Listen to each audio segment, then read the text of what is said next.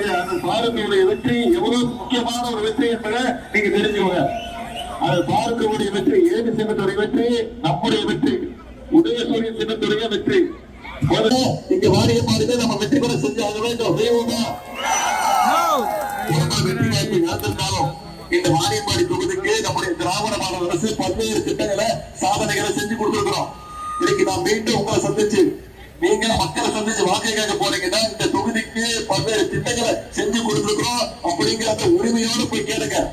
வாரியப்பாடி அரசு மருத்துவமனை 24 கோடி ரூபாய் நம்முடைய முதலமைச்சர் ஒதுக்கீடு கொடுத்து இன்னைக்கு அது விரிவாக்கம் செய்யப்பட்டிருக்கு.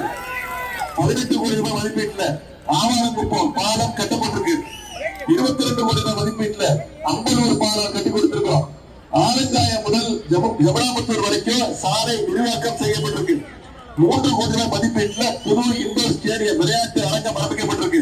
32 கோடி ரூபாய் மதிப்பீட்டுல ஆவாரங்குப்பம் திம்மம்பேட்டை மேம்பாலம், அதே மாதிரி அம்பலூர் எக்லஸ்புரம் மேம்பாலம், அதே மாதிரி ராமநாயக்கன்பேட்டை மற்றும் அம்பலூர்ல புதிய செக் டேம், இதெல்லாம் நாம செஞ்சு கொடுத்திருக்கக்கூடிய திட்டங்கள் சாதனைகள். இந்த திட்டங்கள் சாதனைகள்லாம் தொடரணும்னா இன்னும் பல்வேறு திட்டங்கள் இந்த வாரியப்பாடி தொகுதிக்கு வரணும்னா மீண்டும் நம்முடைய முதலமைச்சர் முதலமைச்சர் ஆகணும். 2வது முறையாக முதலமைச்சர் ஆகணும். திராவிட முன்னேற்ற கழகம் ஆட்சி அமைக்கணும். செய்வோமா? அது மட்டும் இங்க வந்தோடனே உங்களுடைய வேட்பாளர் சில கோரிக்கைகள் வச்சிருக்கிறாரு. ஏற்கனவே சட்டமன்ற தொகுதிக்கான கோரிக்கைகள் கொடுத்திருக்கிறார். ஜாபராபாத் ஊராட்சிக்கு சமூக நல கூட வேண்டும்.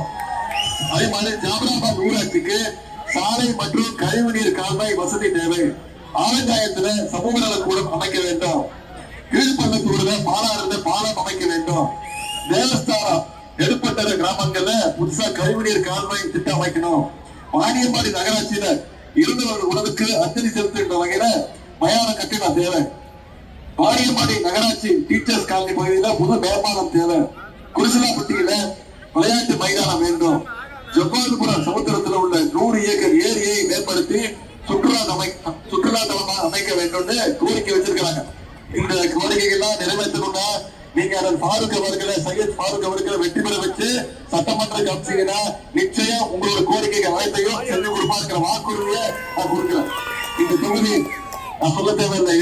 இங்க அதிக சிறுபான்மை மக்கள் அதிகம் நிறைந்த பகுதி. திராவிட முன்னேற்ற கழகம் என்னைக்குமே உங்களோட நிக்கிற ஒரு இயக்கம். உங்களுடைய சிறுபான்மை மக்களுக்கு காவல் அரணாக இருக்கக்கூடிய இயக்கம் திராவிட முன்னேற்ற கழகம். அதிமுக இன்னைக்கு பாஜகவோடு சேர்ந்து சிறுபான்மை மக்களுக்கு தொடர்ந்து பல்வேறு வகையில துரோகங்களை செஞ்சுட்டு வராங்க. ஒன்றிய அரசு 2019ஆம் ஆண்டு ஞாபகம் இருக்கும். ஒன்றிய அரசு சிறுபான்மை மக்களுக்கு எதிராக CAA சட்டத்தை கொண்டு வந்தாங்க. அப்போ இருந்து அதிமுக அடிமைகள் அந்த சட்டத்தை ஆதரித்தாங்க. நான் அடிக்கடி பெருமையா சொல்வது உண்டு. நான் பொது வாழ்க்கைக்கு வந்து முதல்ல ஒரு போராட்டத்தில் ஈடுபட்டு கைது செய்யப்பட்ட, எதுக்கு தெரியுமா? அந்த CAA சட்டத்தை கிழிச்சு போட்டு அதற்காக கைது செய்யப்பட்டவனா இந்த உதயநிதி. அந்த உரிமையோடு உங்களை சந்திக்க நான் வந்திருக்கிறேன்.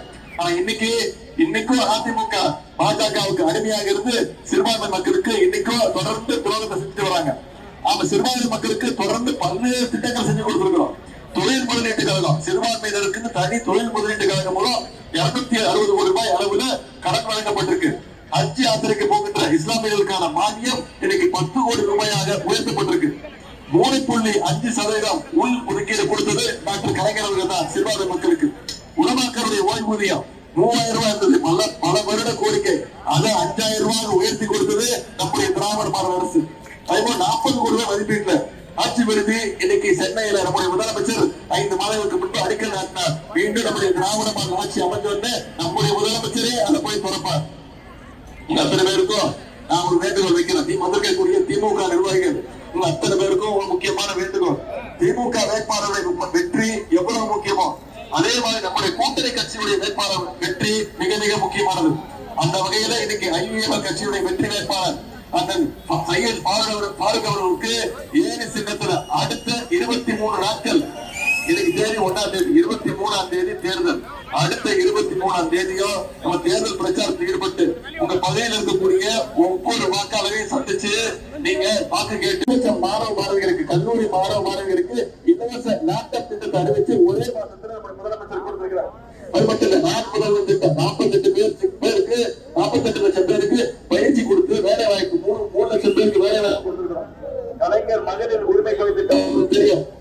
இன்னைக்கு 1,31,00,000 மகளிருக்கு மாசம் 1000 ரூபாய் நம்முடைய முதலமைச்சர் உரிமை திட்டத்துல வாங்கிட்டு இருக்காரு. அந்த திட்டத்தை எப்படியாவது நிப்பாட்டணும்னு தேர்தலை காரணம் காட்டி நிப்பாட்டணும்னு பலர் முயற்சி பண்ணாங்க. நீதிமன்றத்துக்கு போயிருக்காங்க. யாருக்கு பார்த்து முயற்சி பண்ணாங்க? அதிமுகவும் பாஜகவும் எப்படியாவது திட்டத்தை நிப்பாட்டணும் முயற்சி பண்ணாங்க. நம்முடைய தலைவர் என்ன சட்டம் பண்ணாரு?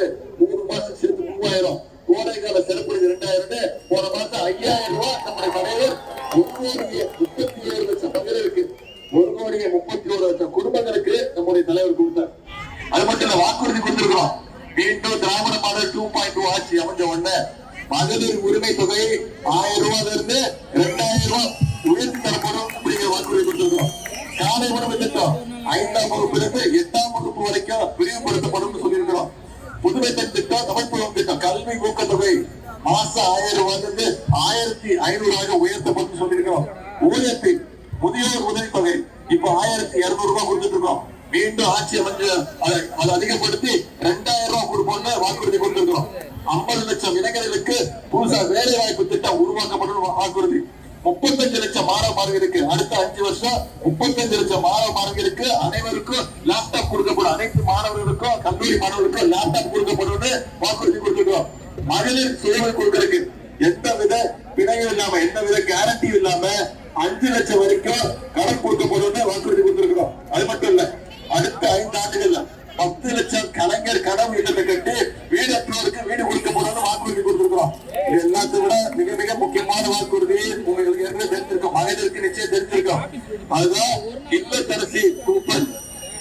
8000 ரூபாய் மதிப்புள்ள ஒரு கூப்பன் ஆட்சி அமைச்சர்ல அனைத்து மகளிருக்கும் நம்முடைய முதலமைச்சர் கொடுத்துருவாங்க. 8000 ரூபாய் மதிப்புள்ள ஒரு கூப்பன். அந்த கூப்பனை வச்சுக்கிட்டு உங்க வீட்டுக்கு தேவையான மின்சாதன வசதி, எலக்ட்ரானிக்ஸ் எதுவா இருந்தாலும் உங்க இஷ்டம், நீங்களே போய் வாங்கிக்கலாம். அது டிவியா இருக்கலாம், ஃப்ரிட்ஜா இருக்கலாம், வாஷிங் மிஷினா இருக்கலாம், கிரைண்டரா இருக்கலாம், மிக்சியா இருக்கலாம், எதுவாக இருந்தாலும் அது மகளிருடைய இஷ்டம்.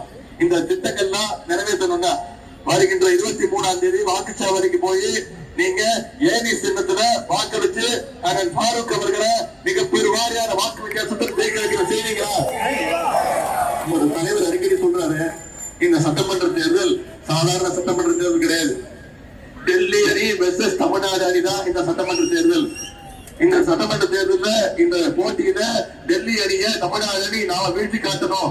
மீண்டும் தமிழ்நாடு சங்கி கூட்டத்துடைய அவங்களுடைய கண்ட்ரோலுக்குள்ள போயிடக்கூடாது. நாம சொல்லி ஆகணும், தமிழ்நாடு என்னைக்குமே டெல்லிக்கு அவுட் ஆஃப் கண்ட்ரோல் தான் அப்படிங்கிறத சொல்லி ஆகணும்.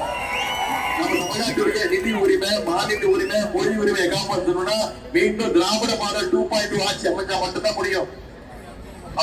டெல்லி அணின்னு சொல்றதா நிறைய யார் யார் இருக்கா? அமித்ஷா அவர்களோ மோடி அவர்களோ இன்னைக்கு யார் கூட்டணி சேர்த்து வச்சிருக்காங்க? அடிமை கூட்டத்தை சேர்த்து வச்சிருக்காங்க. ஏன்னா புரட்டு அடிமை பார்த்திருப்பீங்களா? புரட்டு அடிமை, புரட்டு பக்தர்கள் பார்த்திருப்போம், புரட்டு தொண்டர்கள் பார்த்திருப்போம். இன்னைக்கு இந்தியாவிலே ஒரு மிகச்சிறந்த நம்பர் 1 புரட்டு அடிமையா திரு எடப்பாடி பழனிசாமி அவர்கள் இருக்கிறார். அவங்களுக்கு எல்லாம் சேர்ந்து சரியான பாடத்தை கற்றுக் கொடுக்கணும்னா வர 23ஆம் தேதி வாக்குச்சாவடிக்கு போய் நம்ம ஒவ்வொருத்தரும் ஏனி சின்னத்துல வாக்களிச்சு, நாம மட்டும் இல்ல நம்முடைய உற்றார் உறவினர்கள், நண்பர்கள் அடுத்த 23 நாட்கள் இந்த பிரச்சாரத்தை மக்கள்கிட்ட கொண்டு போய் சேர்த்து மிகப்பெரிய வெற்றியை நீங்க ஃபாரூக் அவர்களுக்கு ஏனி சின்னத்திற்கு பெற்று தர வேண்டும் என்று உங்களை எல்லாம் அன்போடு கேட்கிறேன், பண்போடு கேட்கிறேன், பாசத்தோடு கேட்கிறேன், உரிமையோடு கேட்கிறேன். உங்கள் வீட்டு பிள்ளையாக இருந்து கேட்கிறேன், தலைவருடைய மகனாக இருந்து கேட்கிறேன். இன்னும் பெருமையா பூரிப்பா சொல்லணும்னா முத்தமிழ் டாக்டர் கலைஞருடைய பேரனாக இருந்து கேட்கிறேன். ஏனி சின்னம், ஏனி சின்னம், ஏனி சின்னம். ஒரு அன்புக்கும் வரவேற்புக்கும் நன்றி, நன்றி.